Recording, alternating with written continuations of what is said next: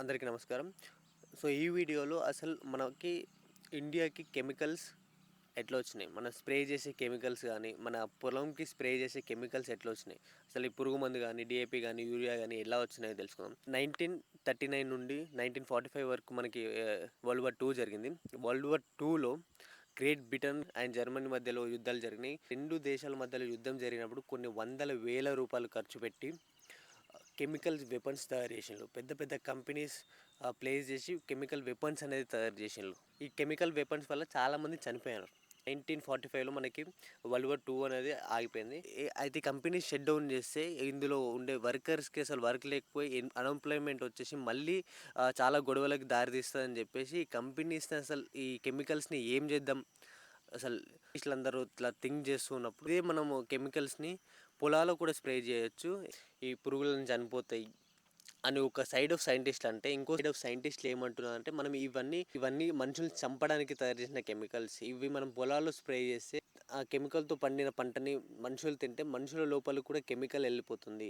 ఈ డిస్కషన్ మొత్తం ఇలా మళ్ళీ కంటిన్యూ అయ్యి, సో ఇది స్టాక్ మొత్తం మనం అమ్మకుంటా పోతే అన్ఎంప్లాయ్మెంట్ వస్తుంది, గొడవలు వస్తాయి. సో ఎక్కడ అమ్ముదాము అంటే ఇండియాలో అమ్ముదాం. ఇండియాలో చాలా మంది రైతులు ఉన్నారు. ఇండియా మొత్తం వ్యవసాయం మీద నడిచే దేశం. సో ఇండియాకి ఇంట్రొడ్యూస్ చేద్దామని ఇండియాకి పట్టుకొని వచ్చింది ఇవన్నీ. సో ఇండియాకి పట్టుకొని వచ్చినప్పుడు మన మన ఫార్మర్స్ మొత్తం ఇగ్నోర్ చేసింది. ఎందుకంటే కొన్ని వేల సంవత్సరాల నుండి మన ఫార్మర్స్ ఆవు పేడ, ఆవు మూత్రం నుంచే పండిస్తూ వచ్చాను. సో ఇగ్నోర్ చేసిండ్రు.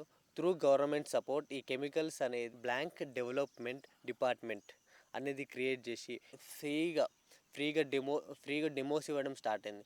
ఫ్రీగా డెమోస్ ఇచ్చి ఇది ఇట్లా ఒకసారి స్ప్రే చేయండి, ఇప్పుడు స్ప్రే చేసినప్పుడు పురుగు చనిపోతుందో లేదో చూడండి, ఇట్లా వీటికి జాబ్స్ క్రియేట్ చేసి ఫ్రీగా పబ్లిష్ చేయడం స్టార్ట్ చేశారు. అలా పబ్లిష్ చేసినప్పుడు లాస్ట్ వద్దు అన్న రైతు కూడా తీసుకుంటాడు. తీసుకున్న తర్వాత స్ప్రే చేసినప్పుడు పురుగు రియల్గా చనిపోతుంది. కానీ 100%లో 100% కెమికల్లో 98% ఆ కెమికల్ మన భూమిలో కలిసిపోతుంది.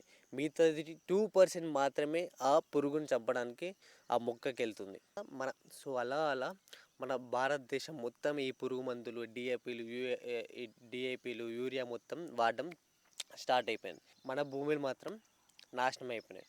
కొన్ని వందల వేల కోట్ల రూపాయలు సంపాదించుకున్నారు యూరోప్ దేశాలు ఇవన్నీ. ఫైనల్గా ఏం జరుగుతుందంటే ఆ కెమికల్స్ యూజ్ చేసి భూమి నాశనం అయిపోతుంది. ఆ భూమి నాశనం అయిపోతుందని రైతుకు తెలియదు. అది పంట పండుతలేదని మళ్ళీ అదే కెమికల్ తెచ్చి మళ్ళీ అవే కొడతాడు. ఆ కెమికల్ స్ప్రే చేసి కొట్టడానికి కొన్ని వేల రూపాయలు అప్పు చేస్తాడు. ఆ అప్పు తీర్చలేదని అదే పురుగుల మందు తాగి చచ్చిపోతాడు. సో ఫైనల్గా ఏం చెప్తున్నానంటే సేవ్ సాయిల్.